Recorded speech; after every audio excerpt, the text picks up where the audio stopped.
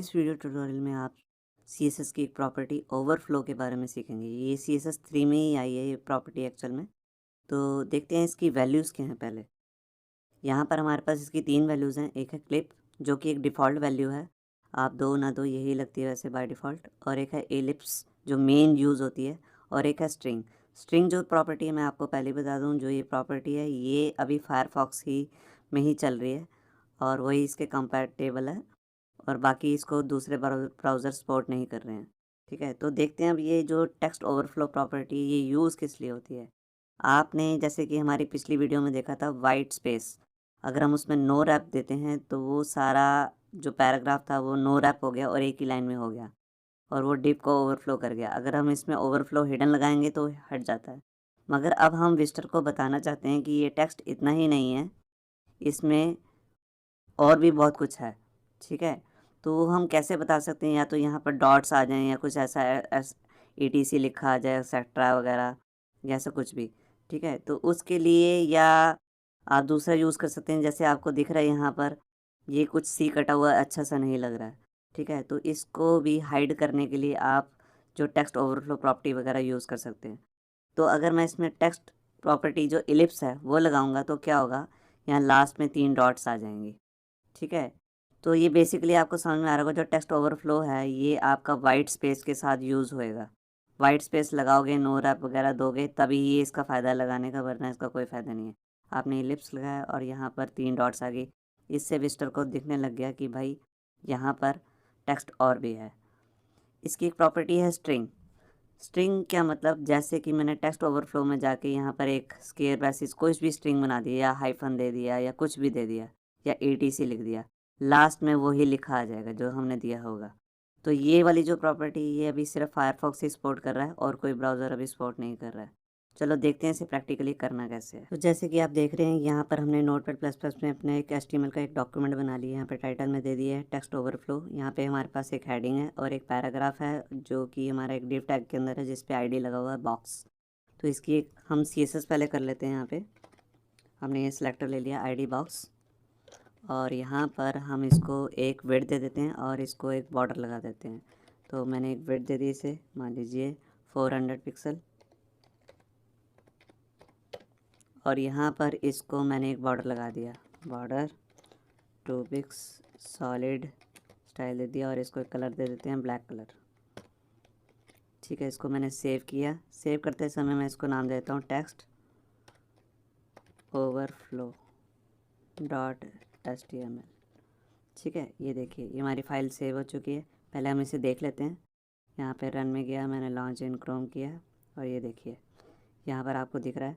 अब मैं सबसे पहले इसको वाइट स्पेस नो रैप देता हूँ। ठीक है, white space no rap.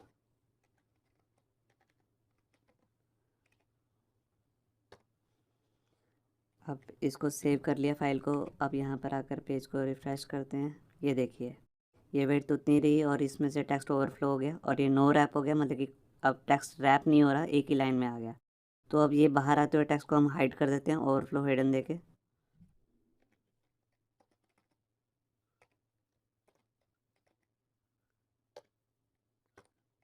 Save की फ़ाइल मैंने और यहाँ पर रिफ़्रेश किया, ये देखिए यहाँ पे हाइड हो चुका है। अब मैं यहाँ पर अपनी जो प्रॉपर्टी है टेक्स्ट ओवरफ्लो उसको यूज़ करता हूँ और देखते हैं उसकी अलग अलग वैल्यूज़ कैसे काम करती हैं। तो यहाँ पर टेक्स्ट ओवरफ्लो, और इसमें सबसे पहले मैं वैल्यू देता हूँ एलिप्सिस। इसको सेव किया और यहाँ पर आके ब्राउज़र को रिफ़्रेश किया और ये देखिए यहाँ पर लास्ट में 3 डॉट्स आ गए हैं। अब इससे विजिटर को पता लग जाएगा कि टेक्स्ट जो है इसमें आ रहा है वो इतना ही नहीं है, इससे और भी है, तभी यहाँ पर ये डॉट्स लग गए हैं।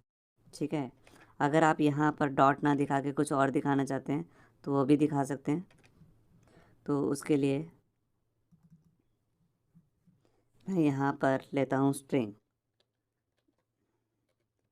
ये जो स्ट्रिंग है, जैसे मान लो मैंने इसमें दे दिया स्पेस हाइफन स्पेस, इसको सेव किया। अब ये मैं आपको दिखा दूँ, ये जो है आपका क्रोम सपोर्ट नहीं करता है इसे। ये देखिए मैं क्रोम में आया और यहाँ पर कुछ नहीं हो रहा है। ठीक है। तो अब इसके लिए मैं यहाँ पर इसके लिए क्या कर सकता हूँ, सिर्फ इसको फायरफॉक्स में भी चेक कर सकता हूँ, क्योंकि ये प्रॉपर्टी जो अभी है स्ट्रिंग वाली, ठीक है, वो सिर्फ अभी फायरफॉक्स ही सपोर्ट कर रहा है। तो यहाँ पर मैं रन में गया और इसको इन फायरफॉक्स कर दिया। यहाँ पर देखिए, यहाँ पे हाइफन ये आ गया है, ठीक है।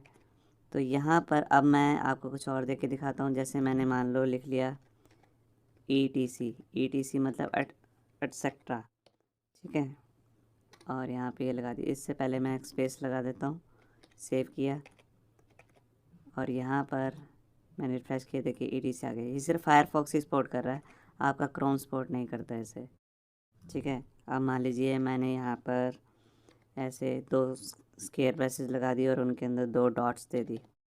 कुछ भी मैं यहाँ पर स्ट्रिंग बना सकता हूँ, मैं डॉलर दे दूँ, प्लस का साइन दे दूँ, कुछ भी दे दूँ, लिख दूँ कुछ भी, वो सब एंड में लिखा हुआ आ जाएगा। मैंने पेज को रिफ्रेश किया, ये देखिए, ठीक है। इसकी एक प्रॉपर्टी और भी है जिसका नाम है क्लिप। क्लिप जो है इसकी बाय डिफ़ॉल्ट प्रॉपर्टी है, आप दो ना दो वो एक ही बात है, ठीक है। क्लिप मतलब वो बस लास्ट में दिखेगा नहीं, ये देखिए, ये बिल्कुल वैसे ही काम कर रहा है। अगर आप इसको हटा भी देंगे तब भी कोई फ़र्क नहीं पड़ेगा, ये देखिए, ठीक है। तो ये इसकी प्रॉपर्टी है क्लिप, ठीक है। तो होप सो आपको ये हमारा ट्यूटोरियल समझ में आ गया होगा, और अगर आपको ये ट्यूटोरियल अच्छा लगा तो वीडियो को प्लीज़ लाइक करना मत भूलिए। Thank you.